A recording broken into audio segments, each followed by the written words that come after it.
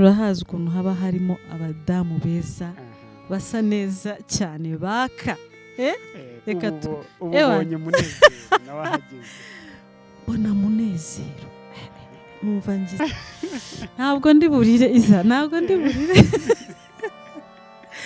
nibukije Imana ko imyaka 7 irangiye icyame iki kintu hakaba hari abantu bacyumvise rwana no kumenya umwihariko urushako rwawe like umuhamagaro w'urushako rwawe akantu icyo Yesu avuga ku rushako rwawe maze nukimenya twije mu gihe cyo kuduhanagura amarira ibibazo ku isi bizahoraho Yesu yaravuze ngo ibibazo bizahoraho ariko hari n'ibyiza ukibaza ngo ubuse bihuye bite ubuse uyu muntu mpuye nte nawe ubuse isa mpuye nte nawe umva ugatangira guhura n'abantu utari warahuye nabo mu buzima bwawe divine connection Imana igatangira kuguhuza n'abantu bari bahari ariko utabareba amaso yawe yarahumye hari ikosa nakoze ntifuza ko undi mubyeyi mu mama udukurikiye yakora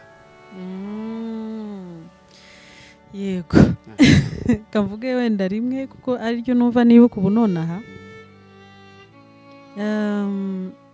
Pastor Zigira inshuti nari mutoya by the way nari muto mu rushako nari muto mu myaka nari muto y'ukuntu you know nkeneye kubanza gukura so Imana yarandeshe tiyeka mbanze uyu nguyu rero mwicaze noneho njyana amasede yanjye kuyajugunya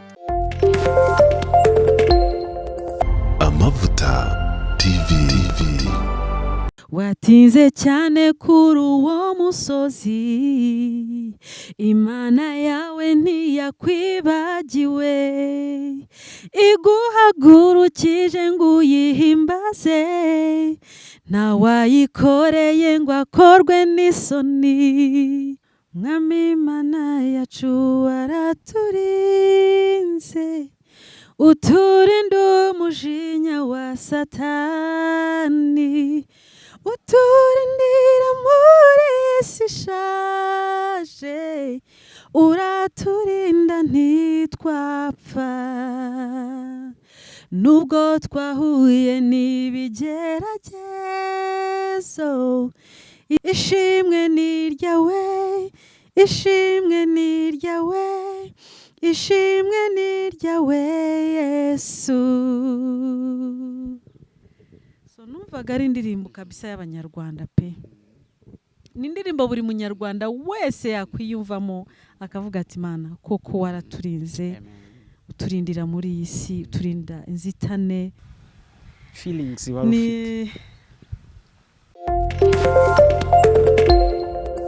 Amavuta TV twizere ko meze neza cyane kandi muguye neza cyane mu bice murimo bijye bitandukanye by'isi uri California uri Kathmandu uri Kempsi uri Cairo uri Kampala na Kigali no mu zindi mpande zose z'isi tubahaye ikaze muri uyu mwanya tujye kubana n'umuntu ngiye kubabwira mu kanya reka mbanze mwakire muraho neza muraho cyane iminsi myinshi cyane amakuru yanyu turashima Yesu yes yitwa Diana Kamugisha Mbabazi tugiye kubana ariko iryo zina abantu benshi ntago barizi cyangwa se nk'ubwo uburyibutse gute ko izina riba ryarareze umuntu yes Diana Kamugisha Mbabazi niwe tugiye kubana nawe ni umuramyi akaba umuhanzi n'umwanditsi w'indirimbo akaba kandi umwana w'Imana akaba umubyeyi niwe tugiye kubana nawe ahangaha ariko ikiruta byose afite titre ikomeye cyane yitwa umukristo yego rakoze rwose iyo titre ndayikunda cyane ndahana iminsi myinshi cyane isa umaze igihe uri he nasinzi ni mu Kigali yabaye nini ngari abantu baraburana begeranye cyane amavuta wisiyareba kuyabona nahoze nibaza ukuntu iryo zina waritekereje ariko numvise amavuta numva ibintu like niho ibintu byinshi bishingiye iyo numvise amavuta numva mwuka wera niwe twasigiwe rero niwe Yesu yadusigiye mwuka wera amavuta y'Imana n'Umwuka wera. Ntabwo rero twakora ikintu na kimwe tudafite amavuta y'Imana ku buzima bwacu. Amavuta y'Imana yagiye aza ku bagaragu bayo mu bihe bitandukanye, ba Samweli, ba Dawidi. Umumaro w'amavuta mu minsi ya none ku bakristo, ku bana b'Imana, bakayashatse gute, bakayabonye gute, byabagirira uwuhe mumaro? Dukeneye amavuta. Dukeneye amavuta. Abantu bashaka kwibaza ngo ariko amavuta, ayo mavuta ni amavuta rwose utagiye kure, utagiye hirya no hino, ni Umwuka wera. Ni ikimenyetso cy'Umwuka wera ku buzima bwacu. So rero dukeneye Umwuka wera. Umwuka wera ni umuntu wa gatatu w'Imana. Imana Data, Imana Umwana, Imana Umwuka wera. Ni ukuvuga ngo rero Yesu ajya kujya mu ijuru yaravuze ati sinzabasiga nk'imfubyi, nzabasigira umufasha, nzabasigira Mwuka wera, azabafasha buri kintu cyose, azabibutsa ibyo nababwiye. Njye nafite Mwuka wera nakabaye ntazi uko meze kabisa, nakabaye meze nabi cyane. Rero turamubona akora, noneho no mu isezerano rya kera yarakoraga. Icyo gihe wenda ntiyitwaga Mwuka wera, ariko nk'uko wari ubivuze yari amavuta, noneho ayo bimikishaga abami ba Dawidi, uwabanjije Dawidi Sawuli n'abandi bakozi b'Imana. Yari amavuta agaragara nk'amavuta, ariko yabaga ari amavuta, yabaga ari Mwuka wera, ko bagusukagaho amavuta ugahinduka undi muntu. So Mwuka wera ndamukunda cyane cyane, ariko cyane.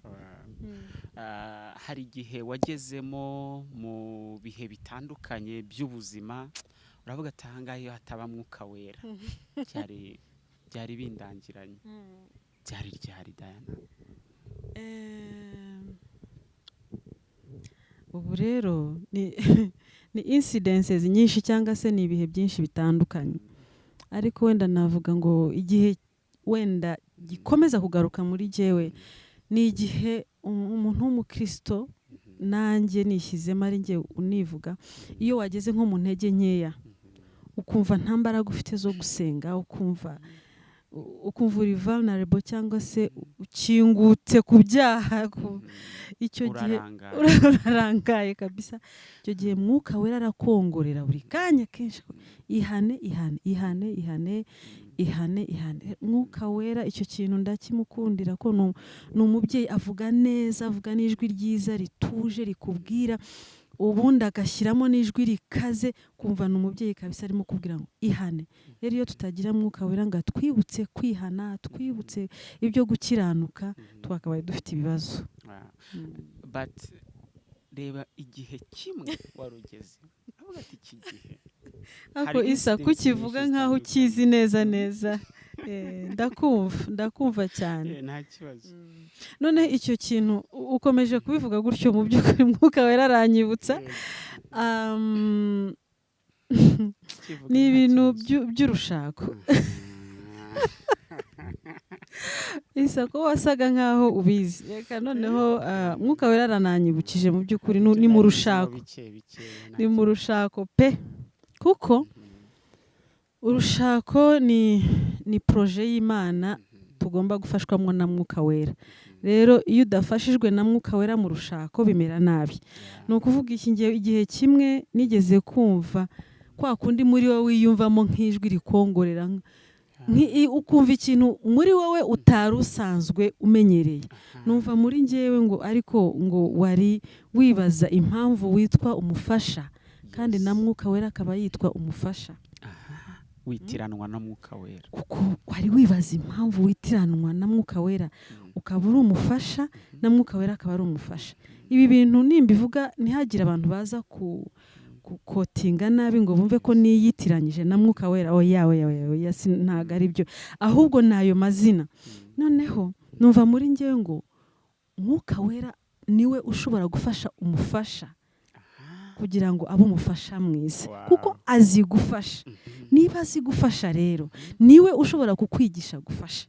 so icyo kintu rero urabivuze numva nicyo kintu kigarutse muri njyewe ko Mwuka Wera yanyigishije kuba umufasha mwiza. icyo gihe wari waratandukiriye Mwuka Wera arakwibutsa aranyibutsa kuko naribazaga byinshi cyane kuko njyewe maze kubaka numvaga sinzi umuntu nabwiye ngo naje mfite tike imwe naje mfite tike imwe yazanye muri urwo rugo mu rugo rwanjye ntago nari mfite insubizayo noneho bigera ahantu numva noneho ngiye gushakisha insubizayo ndavuga se ko nari naravuze ngo njyewe ntago bizananira njyewe kabisa no zabishobora hanyuma nkaba mbona bitangiye kugorana kuko urugo rugira utuntu twinshi. Iyo tiketi yari iyihe before ko tugaruka kuri utwo dukoryo tw'urugo?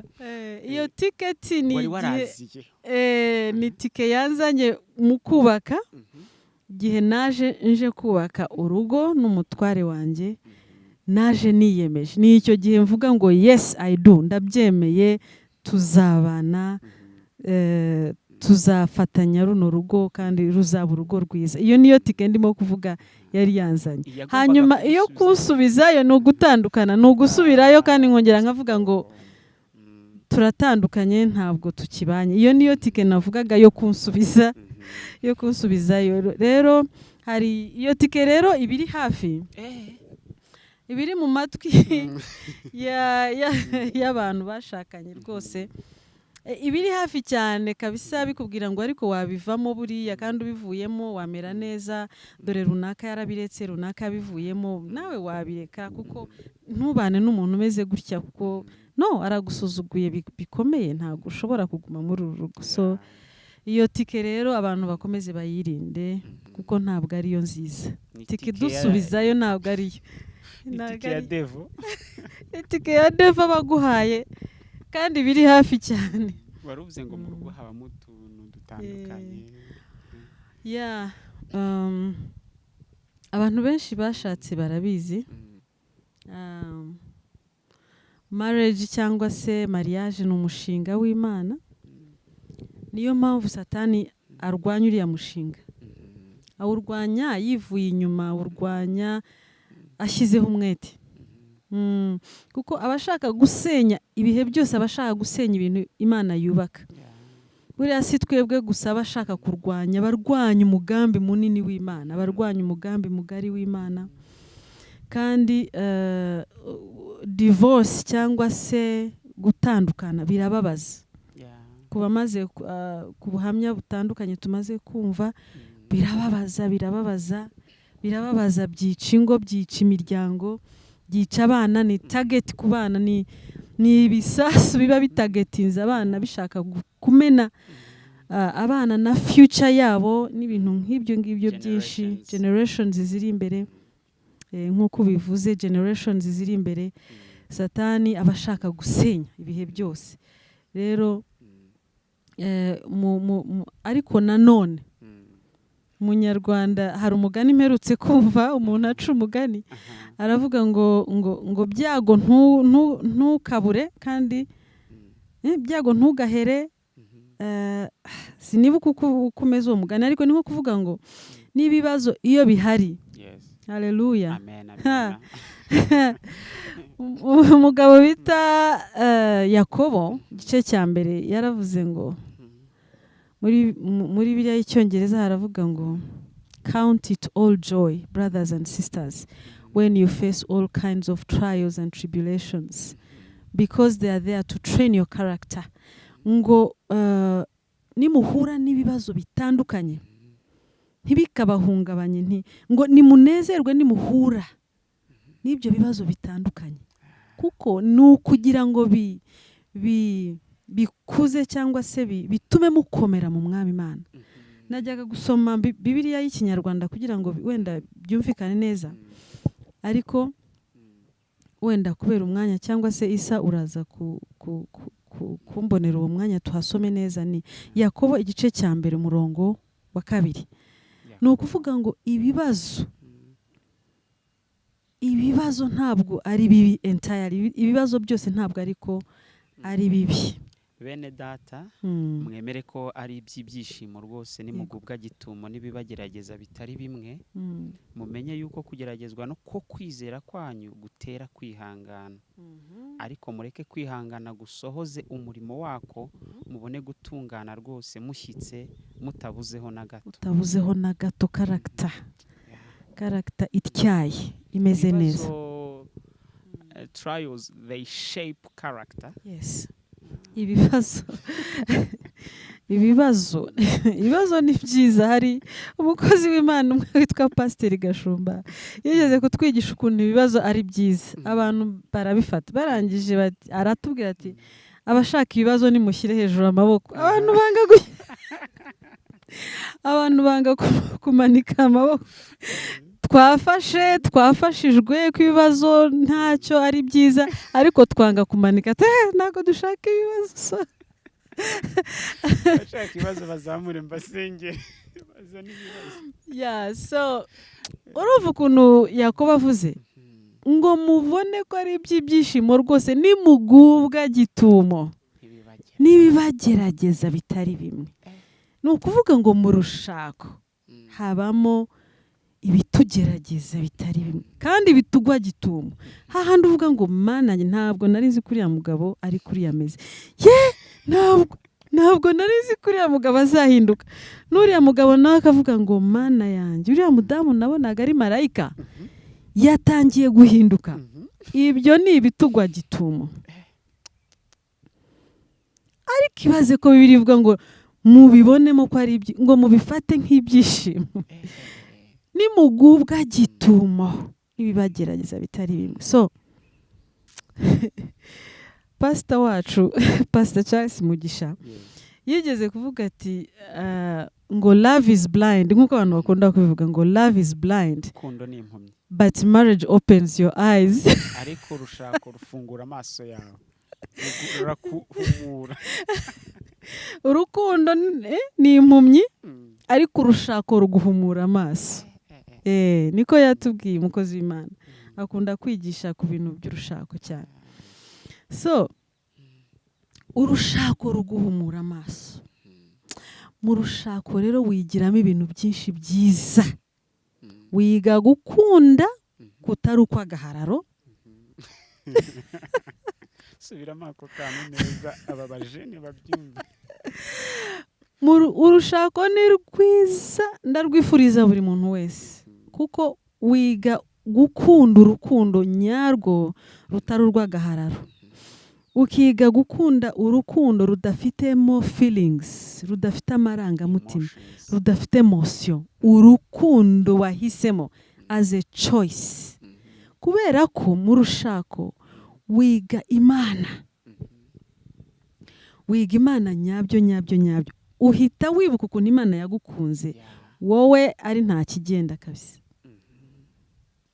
Ukibuka amadefo yawe yose, ukibuka imperfections zawe zose, ukibuka ibintu byose biri kuri wowe bidakunditse. Ariko ukibuka ko Imana igukunda uko umeze. Igihe kimwe nigeze gushyira ku murongo amadefo y'umugabo. Sorry. Defo z'umugabo wanjye zose ebana ndazandika ndazireba mbona ni nkaho ari zo zonyine gusa zimugize. Njyewe ndagenda nishyira ahantu heza isa heza hadafite inenge, nkajya mbona ari njye mugore mwiza kandi n'abantu bakambwira ngo uri mwiza. Nkongera nkajya kwireba mu ndorerwamo nkabona ndi mwiza nanjye. Nkireba physically nkabona ndi mwiza, nkabona nkunda abantu, nkabona ndi umwana mwiza, nambwiye ko ndi umwana mwiza, nkabona nkunda abana, nkunda iki, nkabona byose ni sawa. Nkishyira ahantu heza, ndagenda nishyira ahantu heza pe. Muri etage umugabo mushyira underground hasi. Muri etage ndagenda njya hejuru iriya, umugabo wanjye mushyira ahantu habi. Mwuka wera rero arangenderera aravuga ati ariko ya buriya wowe uri perfect, buriya wowe uri perfect, buriya wowe ibyawe byose ni sawa. Noneho nanjye atangira kumpa urutonde rw'ibibi byanjye isa. Ye baba we anyereka urutonde. Ntumbwire ko rwasumbye urw'umugabo. Kankubwiza ukuri rwaramusumbye. Rwaramusumbye. Mbona ibintu byanjye byose bibi by'intege nkeya. Mbona ukuntu yabyihanganiye. Noneho numva ijwi rirambye ngo buriya hari undi mugabo wakwihanganira. Oh my God. Buriya hari undi mugabo wakwihanganira. Ndababara, ndihana. Noneho Bibiliya ukirawe iravuga ngo agahinda ko mu mutima gatera kwihana. Agahinda ko mu mutima gatera kwihana. Narihanye ariko buriya reka nkubwire isa, uzi ko abanyarwanda bafite ubwenge bwinshi. Hari imigani imwe bagiye baca bashingiye ku bwenge, just ubwenge, experience y'ubuzima. Yes. Bw'ubuzima, ubunararibonye. Erega Imana irakora. Turi mu ishuri turiga, wansanze ndi no mu ishuri. Hari isomo ryitwa hermeneutics twiga. Rikwigisha ikintu cyitwa hermeneutics cyangwa se hermeneutic. Ni interpretation of scriptures. Uburyo bwo gusobanura ibyanditswe. You know? Niko iryo somo ryitwa. Noneho harimo hamatology naryo muraryiga. Hamatology turayiga, Christology, sociology, ryarindi ryo guhagarara imbere y'abantu harya baryitanga iki? Homiletics. Homiletics nararikundaga. Wararikundaga ariko isa kuriye no kugaruka rero. Mu kuza nkiganga muri ACT. Amen. Africa College of Theology. Iradufasha cyane. Iradufasha training abakozi b'Imana benshi. Ni naho abarepresenta bacu bize ba DPR, abarepresenta ba DPR bize muri iri shuri ryanyu. Ndabakunda kandi nubizi. Ndabizi cyane. Ahubwo na Pastor Munezero. Ibintu tuziranye. Pastor Munezero. Ndamukunda cyane arabizi ngira ngo. Ndakunda kureba ama video ye Pastor Munezero. Ndamukunda cyane. Ari honest, umutima we arawuvuga, avuga ibintu uko biri. Genda mukunda cyane. Amvugira ibintu. Noneho rero abanyarwanda baravuze ngo wirukana umugore kubera ko guguna igufwa ukaza nuri mirabunguri. Subiramo ako ka. Nago nzi ko umugano wose. Dawuzi isa. Uzi ibintu uzi. Wirukana umugore kuko aguguna igufwa. Ukazana uri mirabunguri. Kuguguna ubwo turagera ngo dusobanura abantu. Urumva abantu mukiri batoya hari igihe mushobora kutumva bino bintu. .com generation bashobora kutumva bino bintu. Ariko mbishyize mu buryo busanzwe muri language y'uyu munsi cyangwa langage y'uyu munsi. Sibyo se? Ni ukuvuga ngo buri muntu wese afite defo, buri muntu wese afite imperfections, buri muntu wese afite ibintu bidatunganye. Yes, bidatunganye. So iyo twese iyo maze kubimenya ngo hari byinshi bituzuye ririmbaho gatoya. Hari byinshi bituzuye. Oh my God. Imana yampaye inspiration y'iyo ndirimbo ndi Dubai. Can you imagine? Ndi muri vacation aho nakabaye ndyoshye meze neza, mbona Dubai urabizi ukuntu ibi shining. Kabisa ndayibona mu mafoto sinagira. Iraka n'indege imanuka uvuga uti wow. Ni ahantu heza pe. Ariko mazeyo iminsi 3 iyo ndirimbo irazi. Ndimo ndeba ubwiza bw'ahari hano ariko numva muri njyewe ngo nubwo urimo kubibona ariko ntago buzuye. Ntago buzuye kuko ikintu kiba cyuzuye ni igifite Yesu. So iyo ndirimbo iravuga ngo hari byinshi bituzuye mu buzima bwawe, hari byinshi bituzuye mu buzima bwa benshi ukibaza icyo wakoze ukagerageza bikanga ukibaza icyo wakora hirya hino hose bikanga dore umuti dore igisubizo cya byose ni Yesu we ni Yesu ni Yesu we ni Yesu ni Yesu we afite ibisubizo bya bose so Yesu niwe gisubizo. uri guguna arirukanwe hajura imirabungu. Let me tell you, we are all not perfect. Kambabwire divorce nizishaka zihagarare n'ukuri.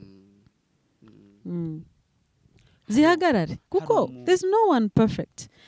Uramwirukana wowe si uri perfect, nawe ntari perfect, ahubwo mugerageze mubikemure mwitabaza abantu. Sibyo urabizi mu muco wacu wa Kinyarwanda dukunda guhisha ibintu, umuntu akibikaho ibintu ariko nta mpamvu yo kwibikaho ibintu bibi. Reka nkubwire undi mugani. Hari undi mugani nawe uvuga ngo uhishira umurozi akakumaraho urubyaro. Uwo nguwo nawe urawuzi. Uhishira umurozi akakumaraho urubyaro, meaning uhishira ibintu bibi muri wowe bigakomeza kukwangiza. Niba ufite indwara yivuge, ushaka gukira indwara arayirata. Yes, reka tubivuge bino bintu n'ukuri isa. Abantu bakeneye gukira, abantu bakeneye kumenya ukuri, abantu bakeneye kumenya ahantu hari umuti. Ahantu hari umuti ntabwo ari ya ticket igusubizayo, no, ntabwo ari ya ticket igusubiza. Ahantu hari umuti ni muri Kristo Yesu honyine gusa, kuko Yesu niwe wagukiza, niwe wanakiza na mugenzi wawe. Iyo tugiye muri Kristo rero tuhabonera ubutabazi bwihuse, emergency case. Yesu burya aba muri emergency cases.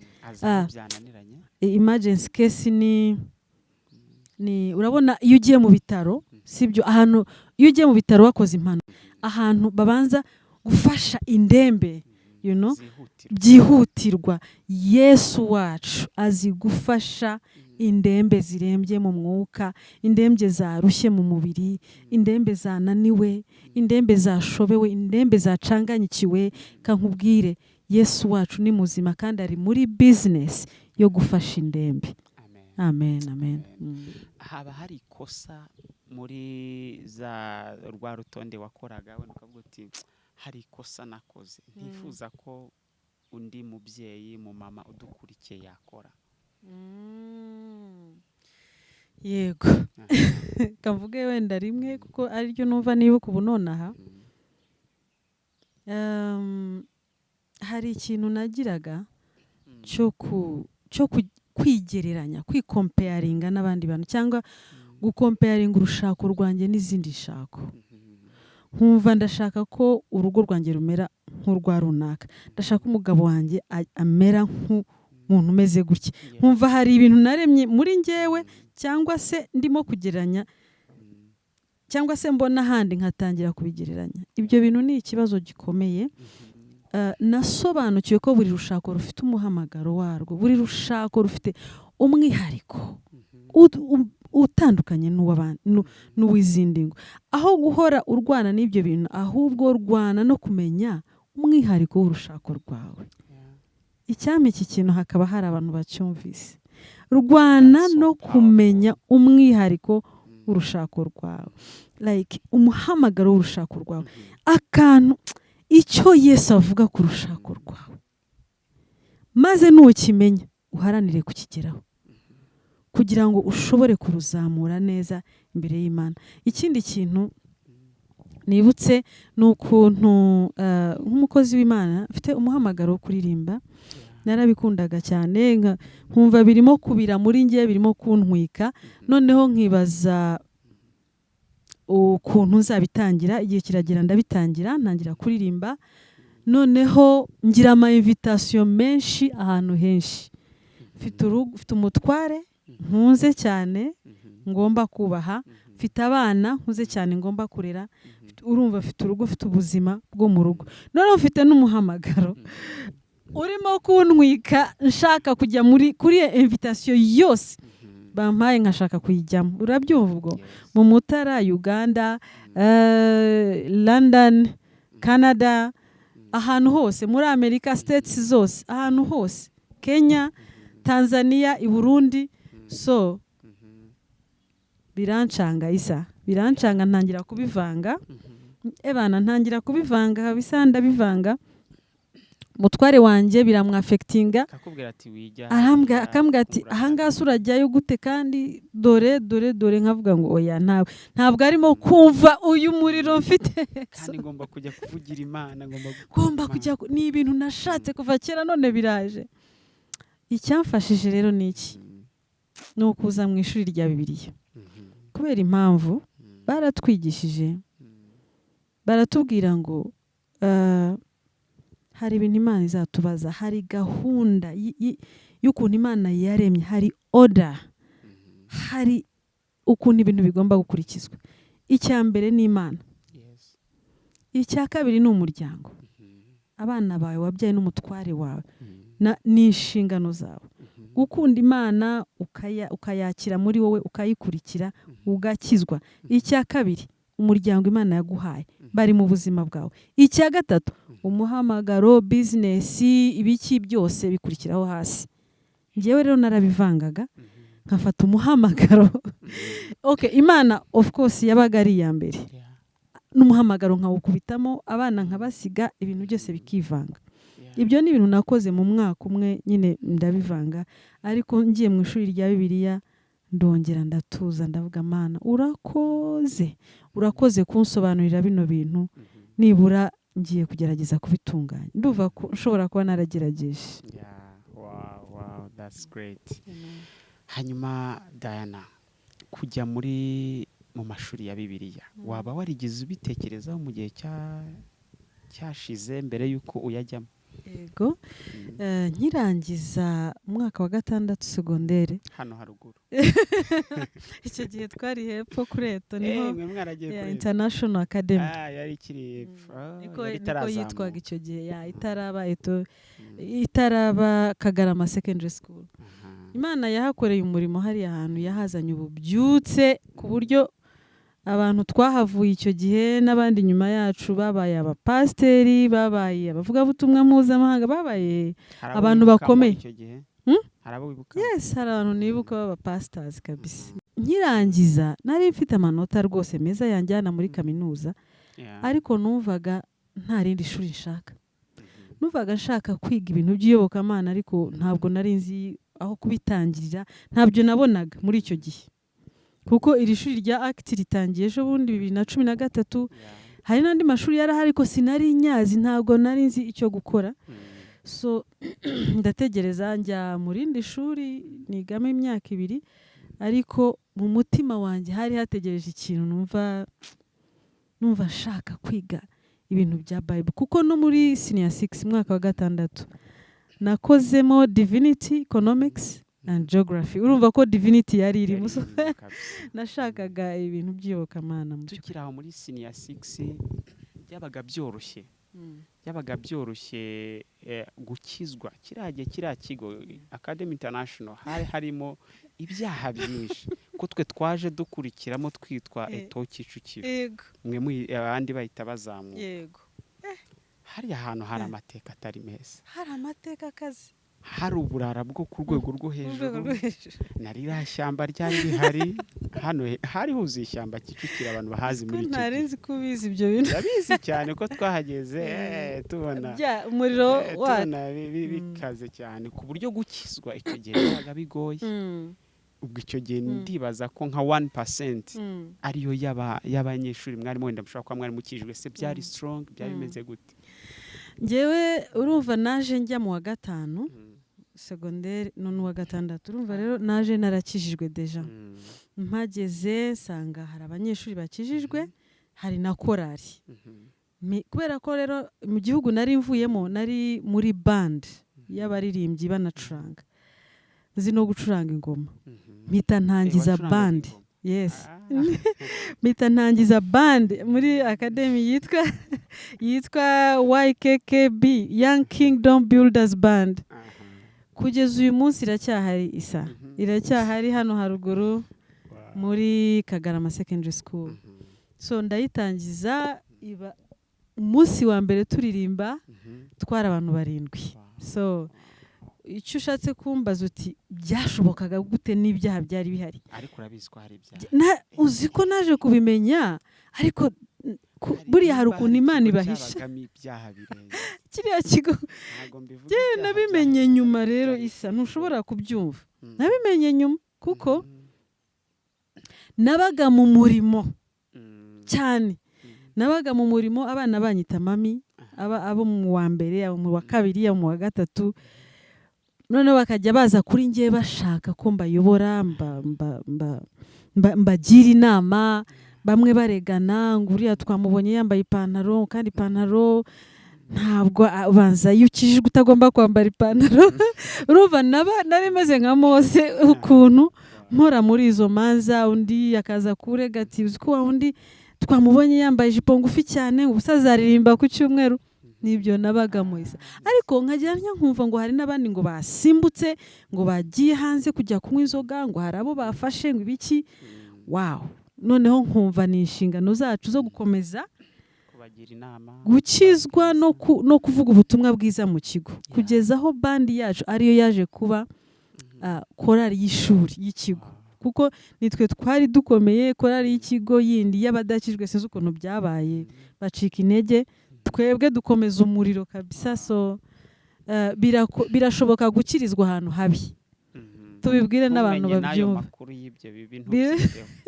niyo waba ubyumva ariko iyo ufite Kristo umuriro urakomeza ukagurumana muri wowe ugakirizwa mu byaha neza inaha ngaha mu isi nk'uko pastor zigira inshuti yakunda kubivuga inaha turahakirizwa rwose turakomeza tukahakirizwa icyo gihe hari muri 9 hari kangahe icyo gihe 9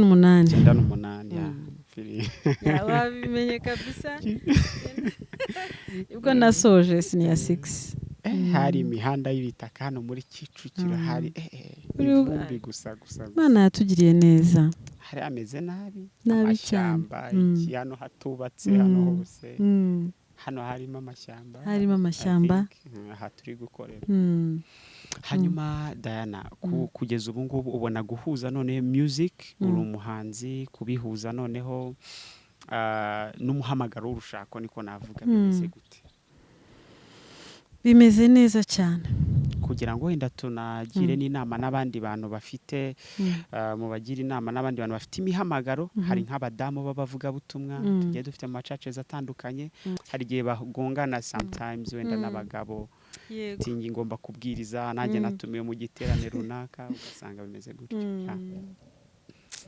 ubajije ikibazo gikomeye cyiza kandi cyiza cyane birashoboka ko wakomeza ugakora umuhamagaro kandi uri mu rushako ahubwo wenda speed cyangwa se igihe ubishakiramo bishobora kutagenda mu gihe ubishakiramo ariko aho ngaho niho mwuka wera rero adutabarira hahandi dukunda kubwirana ngo God's timing is the best ngo igihe cy'Imana nicyo gikwiriye kubaho ubuzima bwacu igihe cy'Imana ese igihe cy'Imana kiba kimeze gute ese igihe cy'Imana ni ikihe iyo Imana ishaka kugukoresha irabanza ikagutegura icyo gihe niba utaratangira gukora ni ukuvuga ngo uracyategurwa haleluya umuntu urimo kutwumva ndashaka kumubwira ko arimo gutegurwa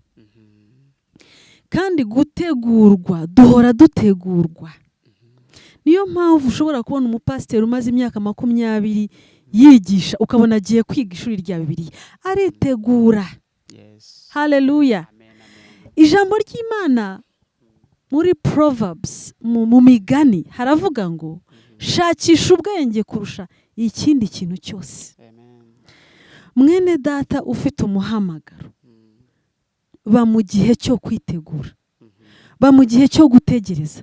Wari uzi ko gutegereza ari ugukizwa? Hari umukozi w'Imana umwe wigeze kumbwira ngo umva, ndategereje cyane kugeza aho numva ko ijambo gutegereza ribaye izina ryanjye. Noneho tuvuge, sishaka kuvuga izina rye, ariko tuvuge ngo wenda yitwa Janine mu Kabasinga. Noneho akitwa Janine gutegereza mu Kabasinga. Kambabwiza ukuri bene data, gutegereza ni ugukizwa. Amen. Ni ukuvuga iki?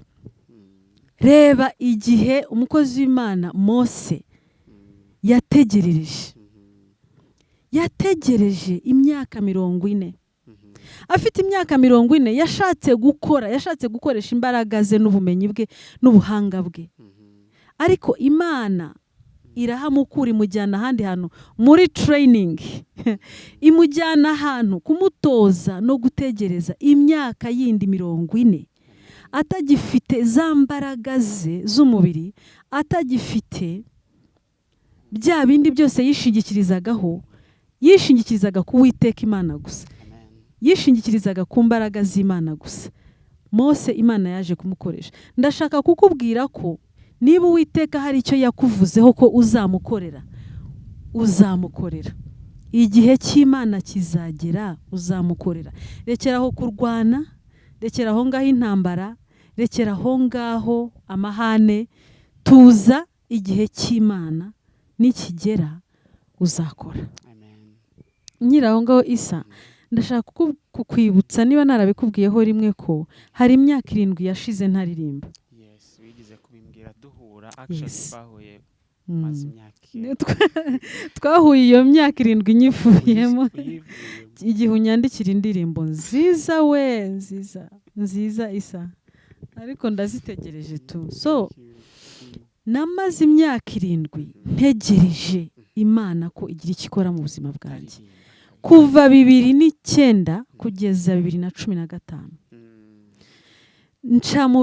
Naciye mu gihe kitoroshye kubera impamvu indirimbo zaramanukaga, indirimbo zikamanuka, ntashobora kuzijyana muri studio, ntashobora kuziririmbira ahantu na hamwe, nkazumva gusa muri jewe nkaceceka bikandya, ntushobora kubyumva.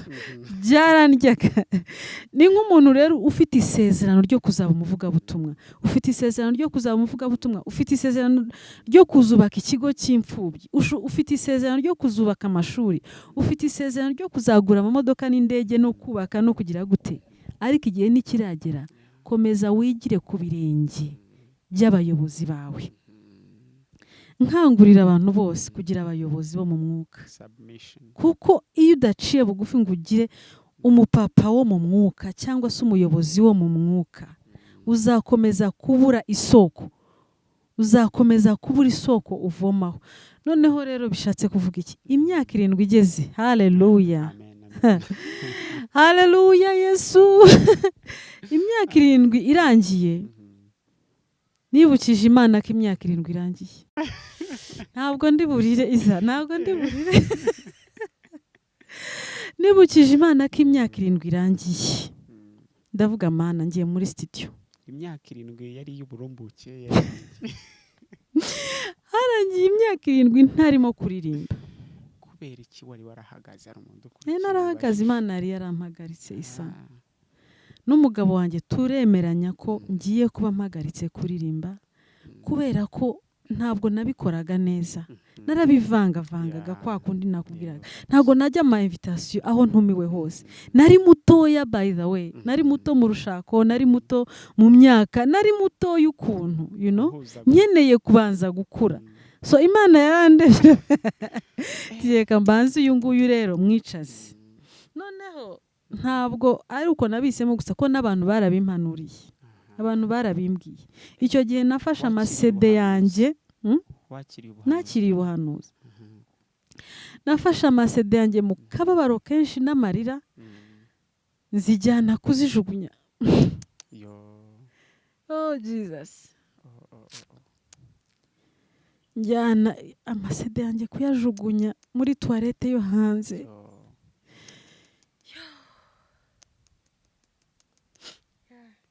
kujugunya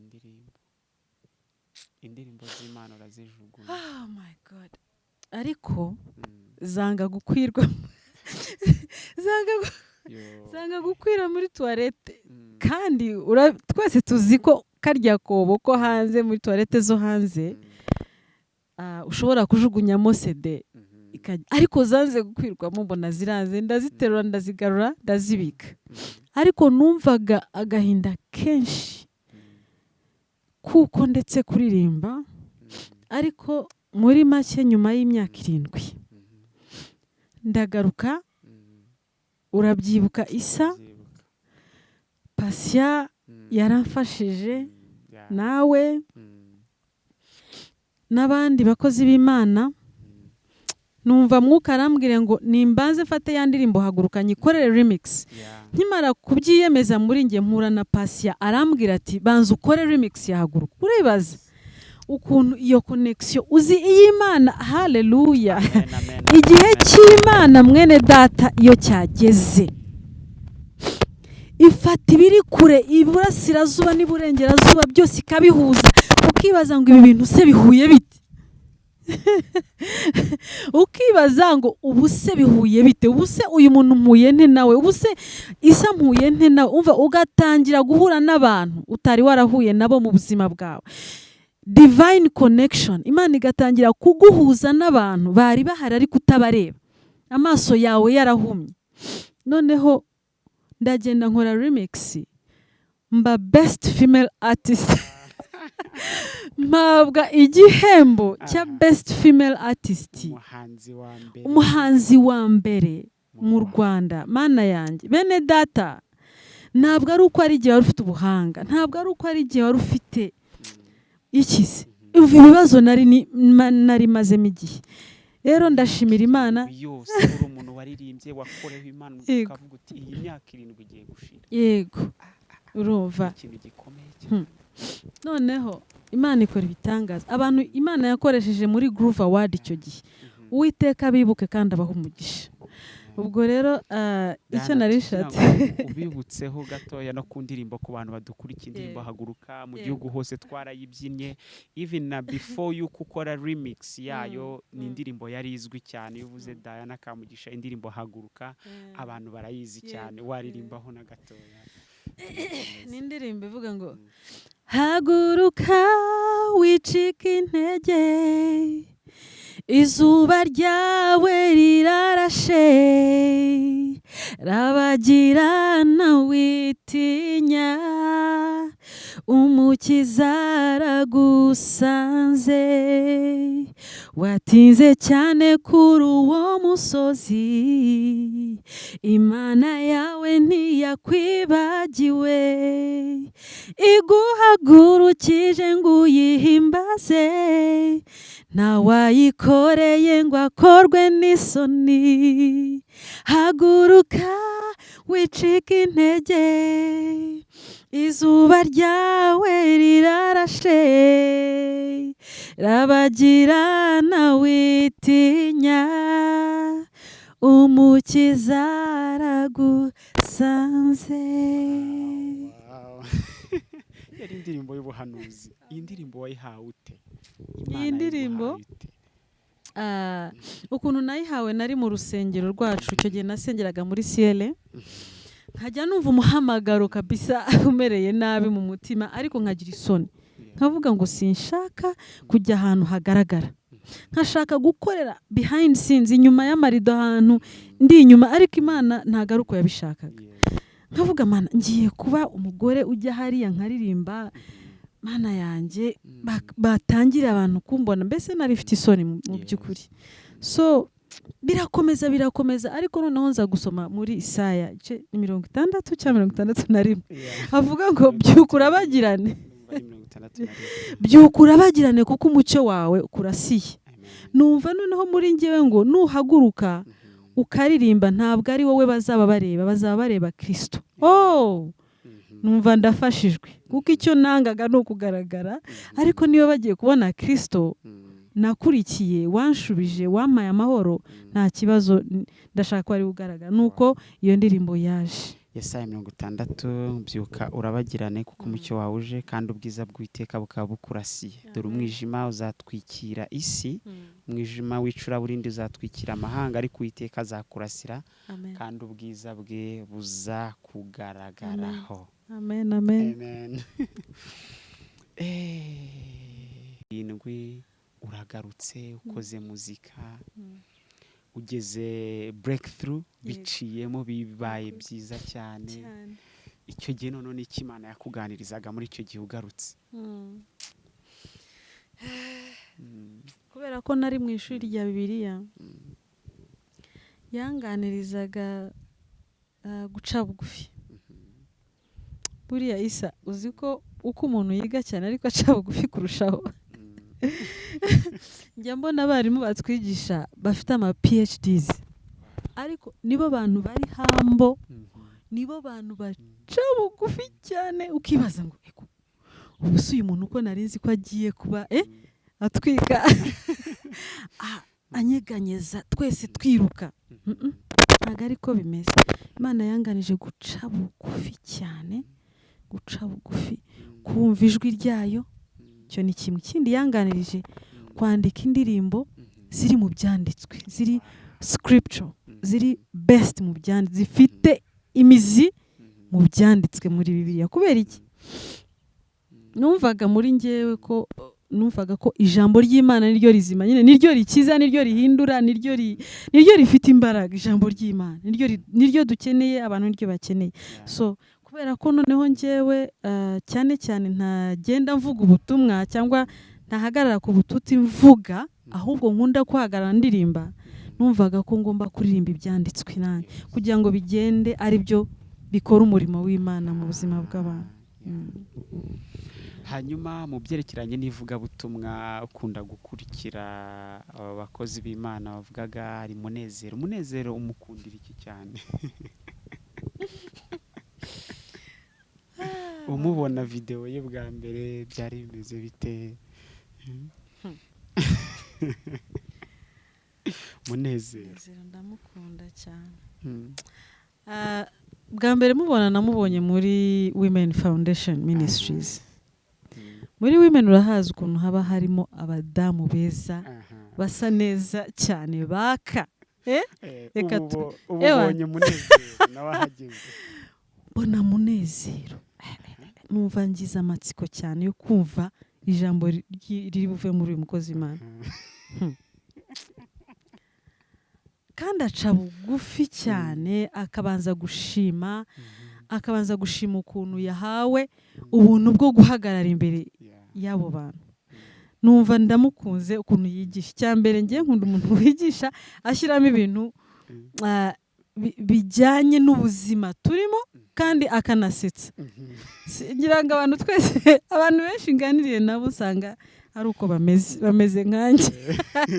Kuko usanga mu rusengero nta bitotsi biri bubemo, abantu baba banezerewe kandi bagatahana ijambo bakozweho batasinziriye, kandi ijambo ryaje mu buryo bworoshye ariko ryabahinduye. So rero nuko nguko yigisha. Munezero ndamukunda cyane, akavuga ubuzima bwe, akavuga ibintu tubamo buri munsi. So avuga ijambo neza, ndamukunda. Ariko natangira yisomeraga ngo dusome. Oya, atangira avuga ngo mwakire intashyo za bene data. Numva ndabikunze cyane. Ariko mu by'ukuri expectations ngiye nari mfite numvaga ntago ari zo finalement natashye namukunze cyane kurushaho. So nkunda ukuntu yigisha pe. Pastor Zigiriwe. Pastor Zigira inshuti. Bwa mbere nkimwumva yigishije ku mudamu bita Abigail. Yigisha ukuntu yari umuhanga. Hanyuma ubwo bwenge bwe bwatumye Dawidi amushaka nk'umugore we. Kubera ko Bibiliya ivuga ko ngo yari afite umugabo witwa Nabali utari ufite ubwenge. Oya, bivuga uko biri muri Bibiliya. Ntago byoroshye nyine, ngo yari umugabo w'ikigori ntabwo rero uriya mugore afite ubwenge bw'Imana noneho Dawidi ngo Dawidi aravuga ati ntabonye umugore nk'uyu nguyu mu bwami bwanjye ntago naba nabibaze neza. Urumva rero ukuntu ugira inshuti yigisha biba ari byiza cyane. harya Nabali Dawidi yashatse kwica Nabali, umugore aritambika ati umugabo wanjye ni Nabali, bisobanurwa nyine zira staff ati ni ukuri mu mubabarire, baramubabarira ariko aza gupfa finalma aza gupfa atari Dawidi umwishe ariko arapfa. Niba ari bya byaha bye no kutagira ubwenge wenda byatumye ariko Imana iduha ubwenge kabisa nk'ubwa Abigail. Dawidi buriya ntiyarakoze amakosa guhohotera Nabali agahita ashaka umuntu we? Ntabwo mbizi kuko abami icyo gihe nabonaga ko bikunda kugaragara muri bashaka abagore benshi, so ntabwo mbizi. Ariko buriya nk'umuntu wiga teologiya buriya Imana ntihari ukuntu itakoraga ubutabera neza. Ufasha umuntu umwami ahise atwara umugore wawe, imagine. Ibintu by'Imana ni byinshi, hari ibyo tudasobanukirwa, ariko bona mu isezerano rya kera abami barabaga bafite abagore benshi batandukanye, so bimwe ntabwo mbizi. Kwiga amasomo ya Bibiliya ku muririmbyi ni byiza cyane. Ni byiza cyane. Hano harimo abaririmbyi benshi, nabakubarira kabisa. Harimo abaririmbyi benshi, Arsene Manzi yarahize, Dorcas Ashimwe, Rachel Wimana, uririmba neza cyane, umwana wa pasiteri. Yes, Ndahindurwa Paul, pastor Ndahindurwa Paul. Harimo Krizo umucuranzi, oya, producer, Krizo Ndasingwa yasohoye nawe indirimbo hambere. Harimo aba gospel artists benshi hano, oya Kavutse ntago ari mubo, ariko harimo na Dudu umwe wagiye muri Amerika. Harimo Giala nawe yaherutse gusohora indirimbo. So harimo aba worship leaders benshi n'aba gospel artists actually. Ni byiza kuko bituma uririmba indirimbo ziri mu byanditswe, like hari ukuntu udahuzagurika no kumenya indirimbo zimeze gute mana yanjye. So usanga batubwira bati mwabaririmbyi mwe namwe rwose ntimukarimbe ngo igihe Imana igiye kutugezamo ni cyiza, tuzarya amafiriti tujye muri etage, tujye ibintu nk'ibyo kuko ubu noneho amafiriti abantu ntibakinayakunda kubera amavuta yayo. So ugasanga habayemo kabisa ubutumwa butari bwiza cyane, cyangwa se budafite imizi mu ijambo ry'Imana. Diana, uvuze ku byerekeranye n'amafiriti n'iki ndibuka ukunda kuri iki? Harya nkunda kurya imbuto. Imbuto ziranyorohera zirakorohera. Noneho hari indirimbo uherutse gusohora, tugaruke kuri kariya yawe gatoya tugenda tugana ku musozo y'ubuhanzi. Hari indirimbo wayise Party. Party ivuga ko mu ijuru tuzaba twinjoyinga, turi muri party, turi mu birori. Wayitubwiraho gatoya? Iyo ndirimbo yarasohotse, iri kuri YouTube channel yanjye yitwa Diana Kamugisha official, wajya ukayibona. Indirimbo yitwa Party, mu byahishuwe havuga ibirori bizaba biri mu ijuru. Tuzagira ibihe byiza bidasanzwe, tuzamara imyaka 1000 muri paradizo y'Imana, tuzaba turi ku meza y'umwami, meza y'Imana tuguwe neza cyane. Rero iyo ndirimbo nyine nayise Pate cyangwa se Party, abandi bayita Pare, Party after Party. Ni indirimbo nziza cyane kuko irabyinitse, ni urban kabisa, nziza cyane. so ariko shyiramo ibyanditswe bivuga ngo dore ndaza vuba ngo kandi izanye ingororano kugira ngo ngororere buri muntu wese ibijyanye n'ibyo yakoze. Hari n'iyindi verse ivuga ngo hahirwa abamesa ibishura byabo kuko aribo bazemererwa kwinjira muri pate. Kumesa ibishura byawe ni ukwezwa n'amaraso ya Yesu Kristo, umutima wawe ukezwa n'amaraso ukakira umwami Yesu ugakizwa. Bisaba kumwemera rero. Hari n'ahandi mvuga ngo azahanagura amarira yacu yose twarize. Hallelujah. Ngo avuge ngo welcome home my son, welcome home my daughter. Rero iyo ndirimbo ubwanjye inkoraho nkatangira gutekereza ntariko bino bintu ndirimba mana.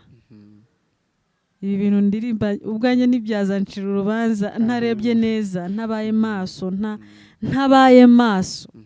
So ni indirimbo ituma duca bugufi kandi ituma twihana kandi ituma duhanga amaso aho turi kujya, ariko ituma nanone tubyina tumenya ko bizaba ari ikirori. Yes. Diana Kamugisha official, mugihe umukore subscribe urebe indirimbo nyinshi cyane ziriho Diana yagiye akora nziza cyane.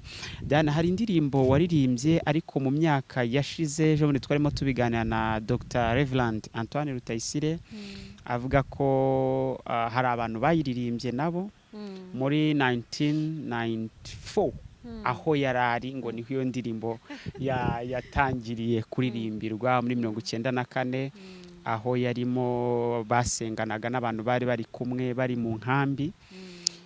Indirimbo ivuga ngo mwami Imana yacu waraturinze. Ngira ngo mu bahanzi nzi bashobora kuba barayiririmbye ni umuhanzi witwa Apostle Gitwaza n'umuhanzi Diana Kamugisha. Iriya ndirimbo watangiye kuririmba gute? Wayumvanye uzi nyirayo bimeze bite? Ngira ngo nje na Apostle tuzakorane remix. Yayo dukore video none. Iyo ndirimbo njya kuyiririmba twari tumaze tuyumva mu rusengero. Mwami Imana yacu waraturinze, uturinda umujinya wa Satani, turinda muri iyi si ishaje, uraturinda ntitwapfa. Mwami tukweretse abakozi bawe. Kugira tuyibutse abantu. Nkuko wabivuze sinjye wayanditse, abantu ntibagire ngo ni indirimbo yanjye. Ntago ari njye wayanditse, yanditswe n'abandi bantu ntazi, ariko ni indirimbo yaririmbwe n'abantu benshi. So indirimbo ivuga ngo mwami Imana yacu waraturinze, uturinda umujinya wa Satani, uturindira muri isi ishaje, uraturinda ntitwapfa. Nubwo twahuye n'ibigeragezo, inzitane no kuroga kwinshi, muri iyi minsi ikora ibitangaza, bamenye kudahinduka. Ishimwe ni ryawe, ishimwe ni ryawe, ishimwe ni ryawe Yesu. So numvaga ari indirimbo kabisa y'abanyarwanda pe. Ni indirimbo buri munyarwanda wese yakwiyumvamo akavuga ati Mana koko waraturinze, uturindira muri iyi si, uturinda inzitane, uturinda umugome Satani washaka kutwica akatumara. Iyo ndirimbo uravuze uti reka njye kuyikora, uyikora muri studio byari bimeze gute? Feelings wari ufite? Ni Emile wayikoze, Emile Nzeyimana niwe wayinkoreye muri studio. Numvaga bimeze neza, numvaga ari message kabisa abantu bazakira, kuko narayumvaga mu rusengero, insengero nyinshi tugiyemo kumva barayiririmbye, ariko kumva uribaza iyi ndirimbo hari ukuntu yazabikwa. Nuko numvaga muri njyewe hari ukuntu yazabikwa ikabira ahantu ibitswe n'abantu bari mu myaka y'imbere bakazayumva. So ni muri urwo rwego nashatse kuyiririmba. Hanyuma nanone nkumva nta kuntu indirimbo yagera henshi ku banyarwanda bari hirya no hino, ari abari hano, noneho umuntu yashaka kuyumva gashyiramo CD akumva. Ubu ngubu ni CD harya muri iyi minsi nta n'amasede akora, cyane ari ama flash ni flash disk ni ukujya kuri YouTube so noneho hari icyanditswe kivuga ngo mwami Imana tukweretse abakozi bawe abasubiye inyuma abaguye abacitse intege garura izo ntama zawe nkumva n'amagambo meza. Waba uruzi ko Apostle Gitwaza yayikoze ujya kuyikora? Ntabwo nari mbizi ngira ngo ninjye wayikoze mbere ariko nuko ntayikoreye video ariko we ubanza yarayikoreye amashusho simbizi nzi audio nawe baza nawe ari audio so dukwiriye ngira ngo kuyikorera video mukadufasha ikajya ahagaragara. Ni indirimbo ikeneye gukorwa gusa tuganira na Reverend Dr. Antoine Rutayisire yatubwiye ko twarimo tumubaza abantu bashobora kuba bararirimbye iyo ndirimbo atubwira ko twari dufite igitekerezo cy'uko bashobora kuba ari abantu b'ahantu bita ADPR Gasave tuza gusanga waratubwira ngo ni korali yari yaravuye igihogwe ngo babanaga mu nkambi ngo yaririmbaga iyo ndirimbo bapreachinga bimeze neza cyane nabo bakajya baririmba iyo ndirimbo ngo ariko yari korali y'igihogwe bazayidukorere basi video abo bantu niba bagihari iya ndirimbo ikeneye bayikore tujye tuyireba. Yes, tugana ku musozo niki wabwira abakunzi bawe Diana bagukunda hari abantu bagiye inspiring benshi cyane batandukanye bagukunda bagusengera ijoro n'amanywa bakunda umuhamagaro Imana yaguhamagayemo wagiye ubafasha niki wababwira nona imwanya no wawe? Urakoze cyane Isa ndashaka hari abantu wenda bashobora kuba bibaza bati ni iki kindi nyuma y'indirimbo ya Pate ni yihe ndirimbo ihari fite mini album igice cya album ndi gukoraho indirimbo 6 so mfite izindi ndirimbo 2 nazo ziri mu njyana ya urban bese abantu bitegure kubyina abantu bitegure kubyina hari indirimbo nakoze mbere ya Pate yitwa Nzongera ndirimbe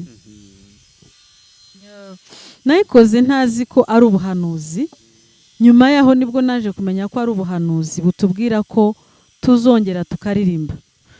Ushobora kuba covid yaragushegeshe nawe cyangwa se ukaba warashegeshwe n'ibindi bintu hari ibibazo byinshi hari ibibazo byinshi bishegesha abantu hari ibibazo mu rushako hari amadivorce hari ibibazo byinshi hirya no hino ariko iyo ndirimbo iravuga ngo nzongera ndirimbe rero uzongera uririmbe uzongera ubyine.